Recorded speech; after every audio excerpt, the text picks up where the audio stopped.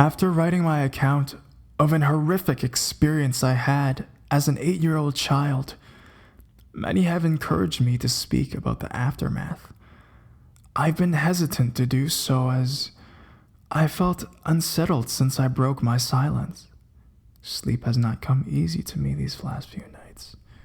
My skepticism, however, remains resilient, and as such I will tell of what I experienced in the other room. This won't be long, as what occurred only took place over a few days, but that was more than enough for me. If you recall, after that unwelcome nightly visitor left me, I was moved into another bedroom a year later. This room was much larger than the previous one and had a warm and welcoming atmosphere to it. Some places feel bad. The room before felt foul, but this one did not. Thankfully, I was given a normal bed. The previous one was taken apart and thrown out. A welcome sight, I might add. I loved my new room. I enjoyed the space for all my toys. I was happy that the place was large enough to have my friends drop by. But most of all, I was relieved to just be out of that uneasy, foreboding part of the house. On the first night, I slept more soundly than I had done for a long time.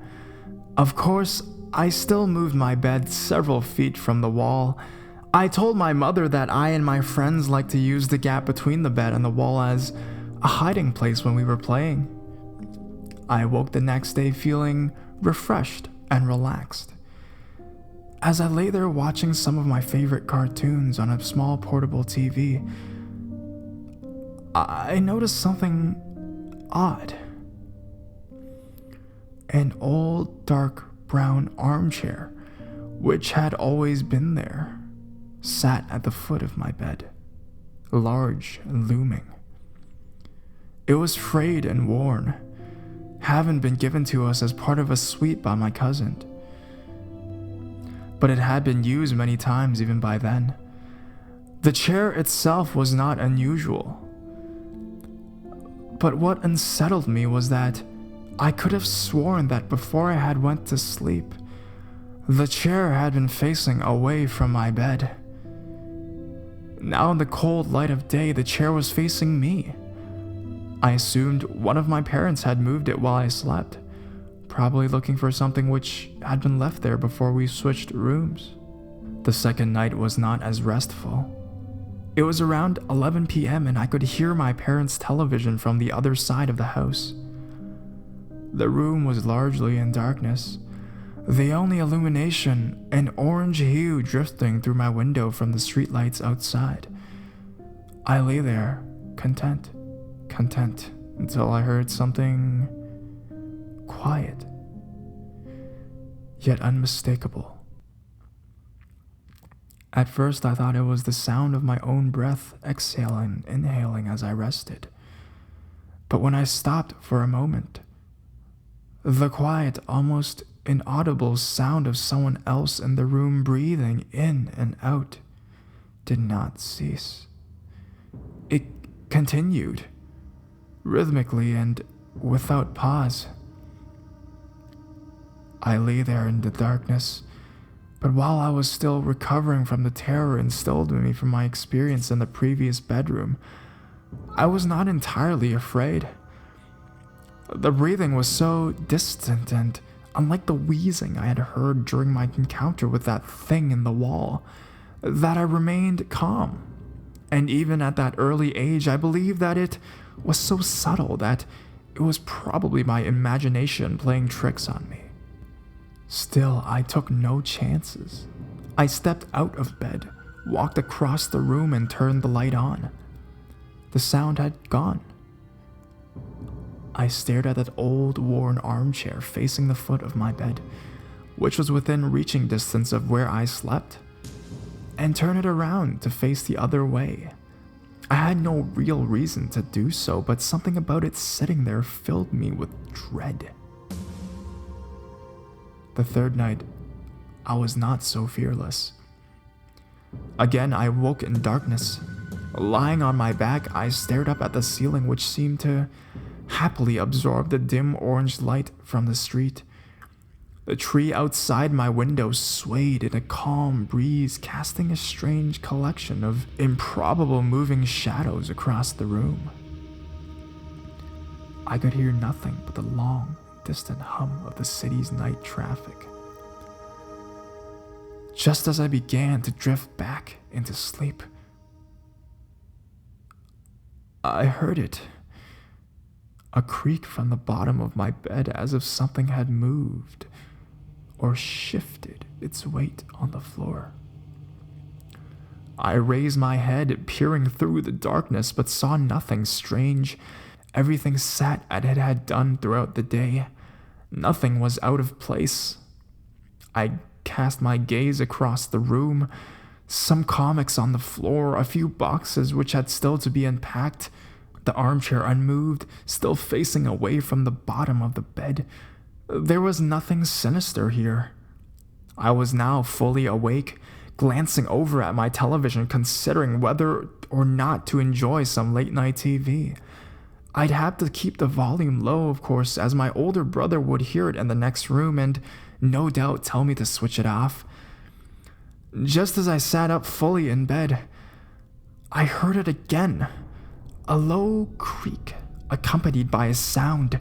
The sound of the slightest of movements. I looked again at the room. The dim orange shadow cast by the leaves hanging by my window now took a more menacing form. I still saw no reason to be afraid. I stared at the chair at the end of my bed and saw nothing unusual about it. It's quite common for the mind to take a moment to fully come to terms with what it's seeing. It takes time to put the full horror of what is in front of you together into a moment of cold, bitter realization. Yes, I was staring at that old, worn armchair in the dark.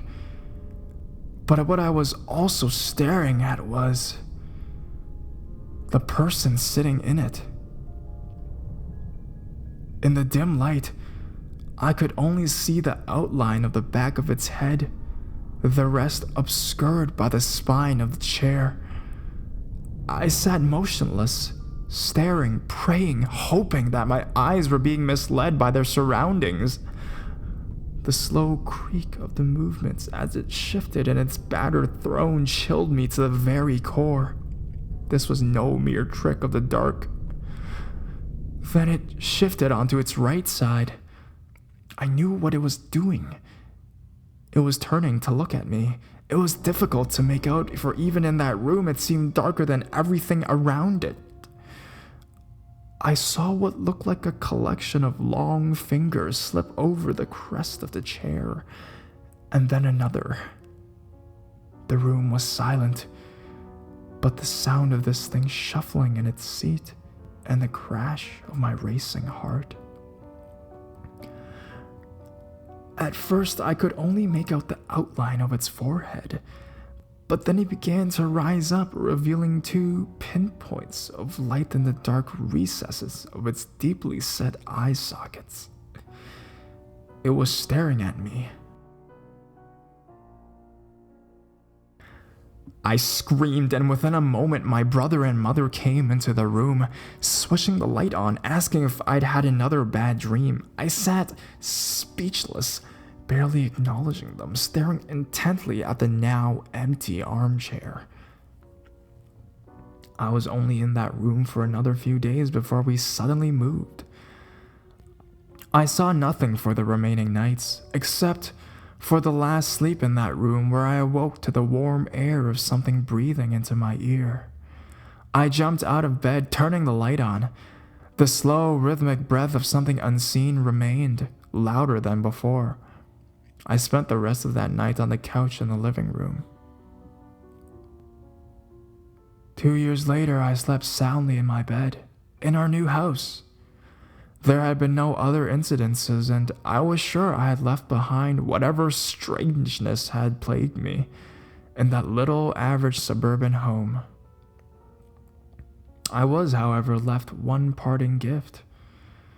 My tormentors, and in my opinion, the watcher in that armchair was a different entity to the thing in the elongated room, had one last surprise in store for me. Like an animal claiming its territory, I was not entirely out of their grasp.